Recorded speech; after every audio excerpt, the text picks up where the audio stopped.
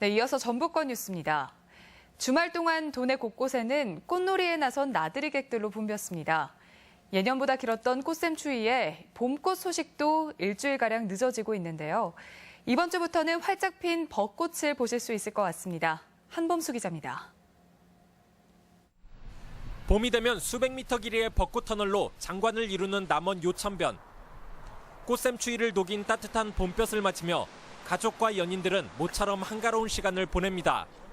아직 벚꽃이 만개하지 않았지만 겨우내 봄 소식을 기다려온 사람들에게는 꽃망울을 보는 것만으로도 마음이 들뜹니다.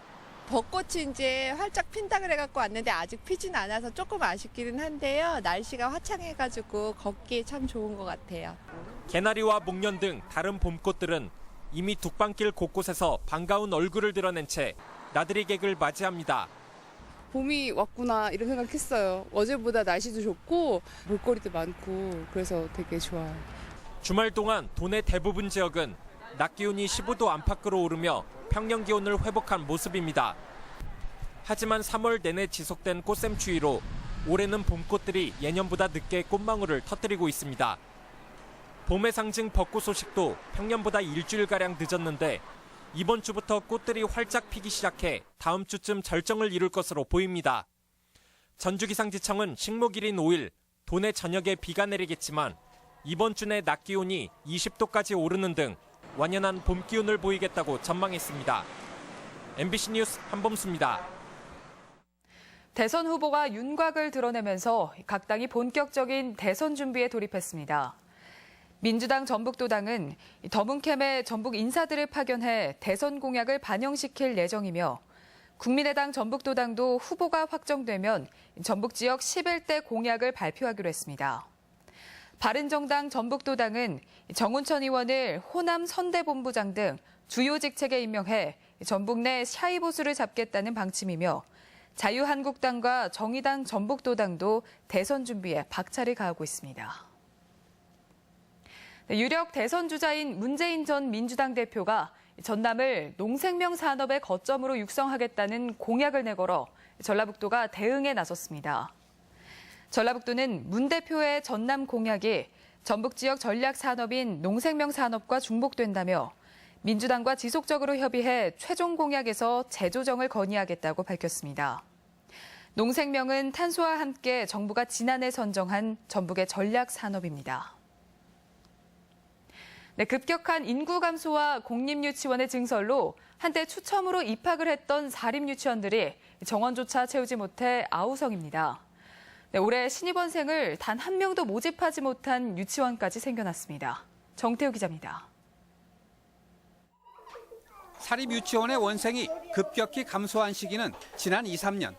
급기야 올해는 상당수 유치원이 정원의 60-70% 선을 모집하는 데 그쳤고 전주 시내에도 아예 신입 원생을 한 명도 받지 못하는 유치원까지 생겨났습니다. 정원 대비해서 한 60% 정도? 예. 그거밖에 지금 못하고 있죠. 진짜 힘들죠, 그거 갖고서는. 예. 사립 유치원들이 진단하는 문제의 원인은 두 가지. 매년 3만 명을 넘던 신생아 수가 최근 15,000명대까지 떨어진 데다 공립 유치원의 증설이 계속된 때문으로 보고 있습니다. 더구나 유아교육의 공교육화를 내세우고 매월 30만 원까지 늘려주겠다던 정부의 공약이 제대로 지켜지지 않아 공립과의 수업료 편차가 해소되지 않았다고 말합니다. 원래 정부가 당초 약속하기는 작년까지 그것을 정부에서 해주겠다 그렇게 하고 누리과정을 시작을 했습니다. 그래서 학부모들의 일단은 부담이 줄어야 되는데 하지만 교육 당국의 입장은 조금 다릅니다.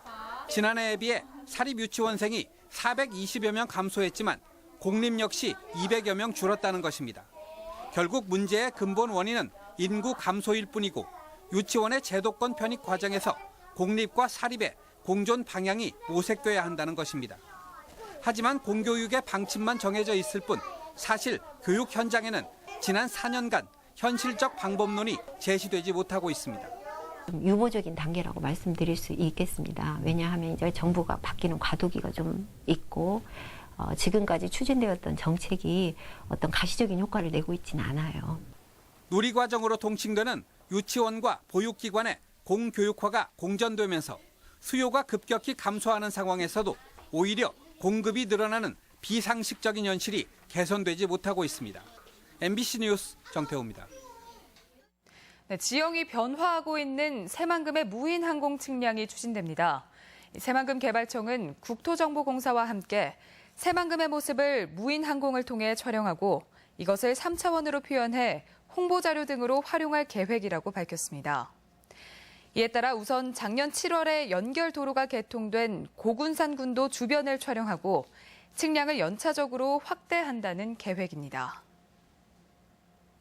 내일부터 시내버스에 부착된 이동식 CCTV를 통해 단속된 불법 주정 차량에게 실제 과태료가 부과됩니다.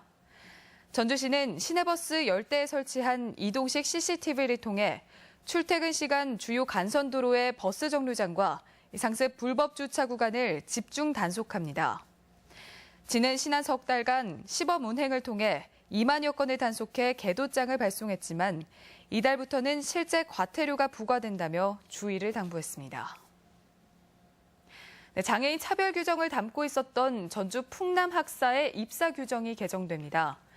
전주시는 신체 및 정신상의 사유로 공동생활에 부적합한 사람이라고 명시된 입사 규정이 장애인 입사를 금지하는 것으로 이해될 수 있어 감염병의 사유로 공동생활에 부적합한 사람으로 문구를 바꾸기로 했습니다.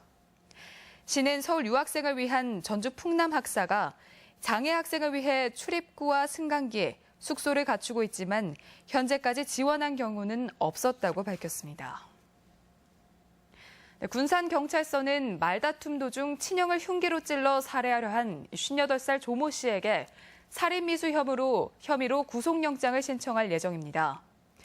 경찰에 따르면 조 씨는 어젯밤 12시쯤 군산 장안동의 한 가정집에서 친형인 61살 조모 씨와 금전 문제로 말다툼을 벌이다 가슴을 찌른 혐의를 받고 있습니다. 지금까지 전북권 뉴스였습니다.